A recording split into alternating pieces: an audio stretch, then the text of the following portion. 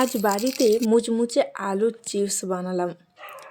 প্রথমবার বানিয়েছি, তাও এত ভালো হবে আমি ভাবতে পারিনি।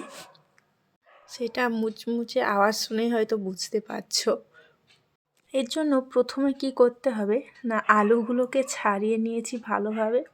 তারপর আলুগুলো ঠিকঠাক মতো আমি যেমন কেটেছি এরকমভাবে কেটে নিয়ে দুটো আইসক্রিমের কাঠি দুদিকে রেখে ছুরির সাহায্যে উপর করে কাটতে থাকি। আর একদিক হয়ে গেলে অপর দিকটা ঠিক আগের দিকের মতো অন্য দিকটা একটু কোণভাবে কেটে নিতে হবে, যাতে পুরোটা কেটে না যায়। এদিকে আমি প্রত্যেকটি আলু ভালোভাবে কেটে নেওয়ার পর সঙ্গেই জলে দিয়ে রাখতে হবে।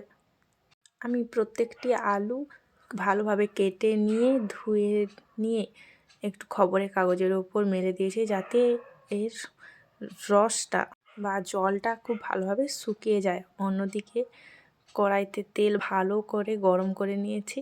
গরম করে নেওয়ার পর আলুগুলো দিয়ে দেওয়ার পর সঙ্গে কিন্তু গ্যাসের ভলিউম কমিয়ে দিতে হবে।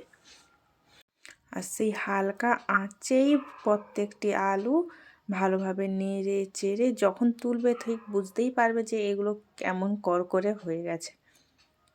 আর ঠিক আমিও করকরে হয়ে যাওয়ার পর প্রত্যেকটি তুলে নিয়েছি। আর তার উপর কিছুটা বিট লবণ আর লঙ্কার গুঁড়ো ভালোভাবে ছড়িয়ে দিয়েছি, যাতে আরও একটু টেস্ট লাগে। আর সত্যিকারের লেগেও ছিল খুব ভালোই টেস্ট। আর আমি দু রকমভাবে টেস্ট করার চেষ্টা করেছিলাম, একটু সসও দিয়েছিলাম, বাট সস দিয়ে আমার একটুও ভালো লাগেনি। এমনি বিট লবণ দিয়ে লঙ্কা দিয়ে বেশ ভালোই লাগছিল। আর এই দেখো কতটা মুচমুচে হয়েছিল, নিশ্চয়ই আওয়াজ শুনেই বুঝতে পারছো।